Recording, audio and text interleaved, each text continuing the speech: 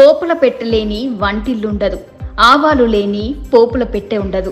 తాలింపులో తప్పనిసరిగా ఆవాలు ఉండాల్సిందే. ఆవాలు పోపులోనే కాదు, ఆవ నూనెను కొందరు పోపు పెట్టడానికి కూడా వాడతారు. ఆవ నూనెను కేవలం వంట కోసమే వాడతారు అనుకుంటే దీనిని ఆయుర్వేదంలో కూడా ఉపయోగిస్తారు.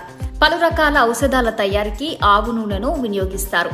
ఆవాలలో ఎన్నో ఔషధ గుణాలు ఉండటం వల్ల ఆవాలను అలాగే ఆవ నూనెను ఉపయోగించి ఎన్నో రకాల అనారోగ్య సమస్యల నుండి బయటపడొచ్చని ఆయుర్వేద నిపుణులు చెప్తున్నారు. మరి ఇంకెందుకు లేటు? ఆవాలతో ఎలాంటి లాభాలున్నాయి, ఎలాంటి అనారోగ్య సమస్యలు నయం చేసుకోవచ్చు అనే విషయాలు తెలుసుకుందాం. వేయించిన ఆవాల పిండితో నీళ్ల విరేచనాలను అరికట్టే వీలుంటుందని అంటారు. ఇందుకోసం దోరగా వేయించిన ఆవాలను బెల్లాన్ని సమానంగా తీసుకొని మెత్తగా దంచుకోవాలి.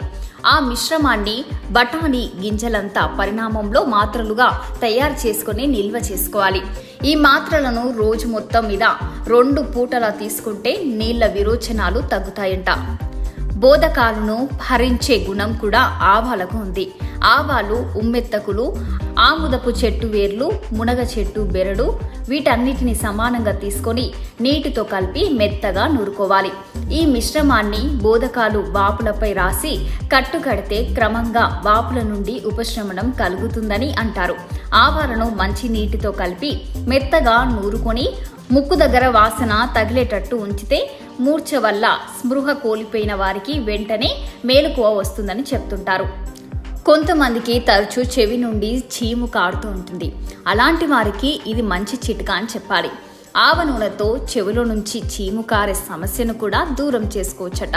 దీనికోసం ఆవ నూనె 50 గ్రాములు, నల్ల తుమ్మ చెట్టు పూలు 20 గ్రాములు మోతాదులో తీసుకోవాలి.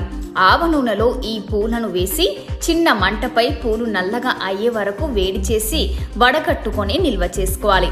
ఈ నూనెను ప్రతిరోజు 2 పూటల 3 నుండి 4 చుక్కల మోతాదులో చెవిలో వేసుకోవడం వల్ల చెవి నుండి చీము కారడం, చెవిపోటు, చెవిలో దురద వంటి సమస్యలు తగ్గుముఖం పెట్టే వీలుంటుంది. అలాగే నూలి పురుగు సమస్యకు కూడా ఆవాలు చక్కని పరిష్కారాన్ని చూపెడుతుంది అంటారు. ఇందుకోసం ఆవాలను దోరగా వేయించి పొడిగా చేసుకొని నిల్వ చేసుకోవాలి. 1/2 గ్రాము పొడిని 1/2 కప్పు పెరుగులో కలిపి ఉదయాన్ని తినిపిస్తే మంచి ఫలితాన్ని ఇస్తుంది.